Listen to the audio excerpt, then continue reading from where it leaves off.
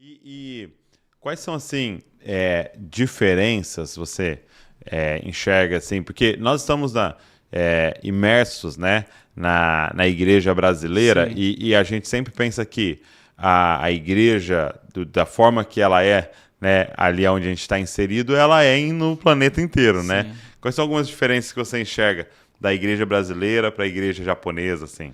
Olha, uma grande diferença que eu enxergo é que, por exemplo, no Brasil, você tá na rua, atrás de um caminhão tem Jesus Cristo é a salvação, Jesus te ama. O Então, tempo tipo inteiro. assim, você nasce num contexto onde você ouve falar de Jesus e você não precisa fazer um grande esforço. Eu falo isso comparado com o Japão, tá? Eu Sim, já vou sim. explicar.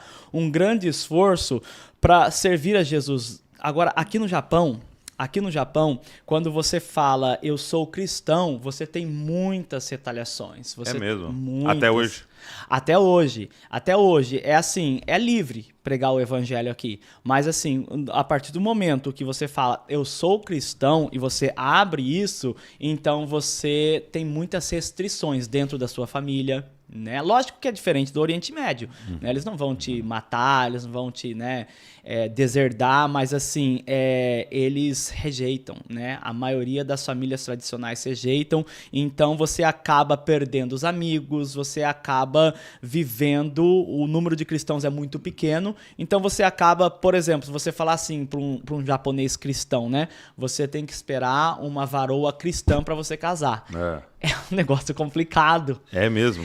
Porque são muito poucas as opções. Então é mais fácil ele ir ganhar alguém para Jesus para casar É do que ficar mesmo. esperando. Então essa é uma realidade muito diferente, né? Olha só. E o culto, a liturgia, assim, Sim. da igreja japonesa, ela é diferente da Cara, nossa? as igrejas mais assim, as igrejas mais antigas, elas têm uma liturgia, eles são muito um culto mais silencioso, eles prezam muito pela questão da reverência, né? Então, assim, só que assim, as igrejas atuais por ser muito influenciada pelos americanos, pelos coreanos, que são muito avivados também. Então, assim, a gente tem cultos assim que nós fizemos um culto com a igreja japonesa que você fala assim, gente, você fala assim, eu quero esse avivamento. É mesmo. Eu quero essa. Por isso, os cristãos. São poucos cristãos, mas os poucos que tem, eles são muito compromissados e eles são muito cheios do Espírito. E então, assim, é muito bonito você ver assim. E o que eu percebo da cultura, assim, à distância, né? E um pouco convivendo, é um sim, sim, não, não, né? É. É um 880 ali no sentido de não sou, eu sou. É. E uma vantagem que eu vejo é que há uma cultura de disciplina, né? Sim.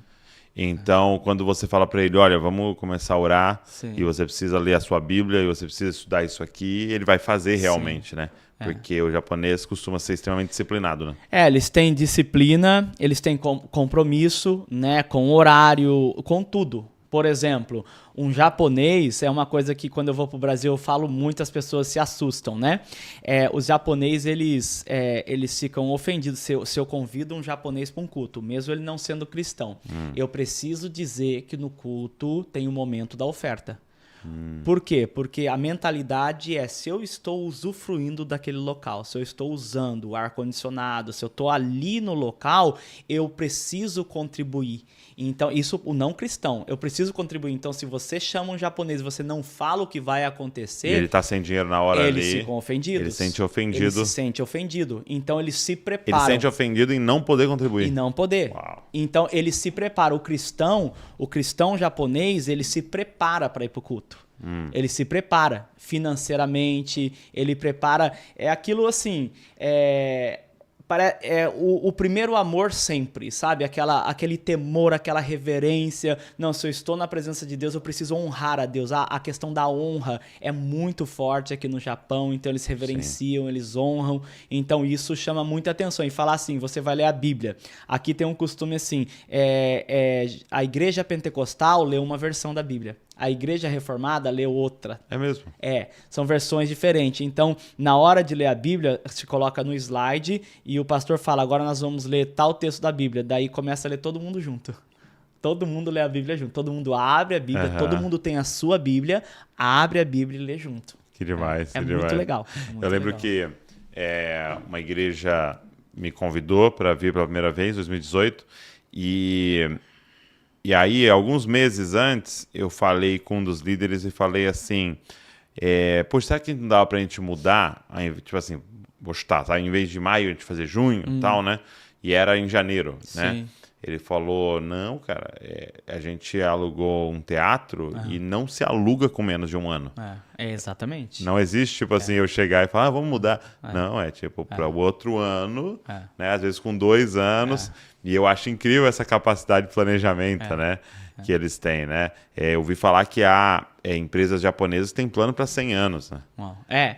Os japoneses são extremamente planejados. E assim, a nossa igreja, né, japonesa, então assim, a gente vai pro primeiro culto do ano, então eles já dão um calendário do ano inteiro e do começo do ano que vem, porque aqui o ano fiscal acaba no dia 31 de março, né? O ano fiscal acaba e começa o novo ano em abril, né?